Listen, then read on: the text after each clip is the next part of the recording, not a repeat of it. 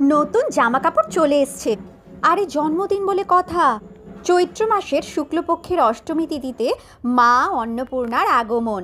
আর জন্মদিনে নতুন জামা কাপড় তো সাজতেই হবে। এই যে নতুন জামা কাপড় গয়নাগাটি সব পরে নিয়েছে, তা বাড়িটাও তো সাজাতে হবে। তাই আলপনা আর নতুন নতুন সব জিনিসে বাড়িও সেজে উঠেছে। প্রায় 40 বছরের ওপরে আমাদের বাড়িতে এই অন্নপূর্ণা পুজোর উৎসব হয়। ছোটবেলা থেকেই দেখে এসছি এই পুজো মানে কত কেনাকাটি, সাজগোজ, কত লোকজনের আনাগোনা। আমার ঠাকুমা যতদিন বেঁচে ছিল ততদিন অবধি মহা ধুমধাম করেই মায়ের এই পুজো হতো।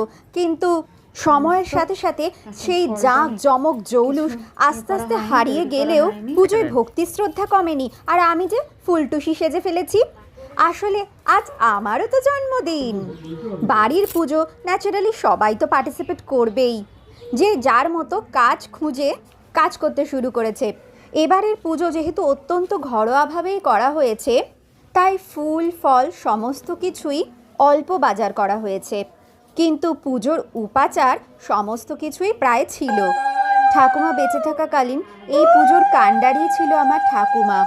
এবছর আমার দিদা দাদুর তত্ত্বাবধানেই কিন্তু এই পুজোর সমস্ত আয়োজন। তাই তাদের হাতে মালা পরেই আজ মা অন্নপূর্ণার পুজো শুরু হলো। আর এখানে আমার মা তার জামাইয়ে দেওয়া শাড়িটা পরে পুজোয় বসেছে। আচ্ছা সত্যি করে বলো তো, কি সুন্দর লাগছে না সবাইকে এত সুন্দর মালায় ফুলে সেজে। আমি অবশ্য একটা পদ্মই গিফট করেছি। অন্যবার অনেকগুলো পদ্ম ফুল নিয়ে আসা হয় এই পুজোর জন্য, কিন্তু এবার যেহেতু অত্যন্ত সাধারণভাবেই করেছি, তাই একটা মাত্র পদ্ম ফুলই কিন্তু মাকে গিফট করতে পেরেছি। ফল, মিষ্টি, ভোজ্যের থালা, আলতা, সিঁদুর, আর আমাদের একটা স্পেশাল ভোগ দেওয়া হয়, সেটা হলো বোঁদের ভোগ। সেই দিয়েই কিন্তু এবারের পুজোর আয়োজন করা হয়েছে।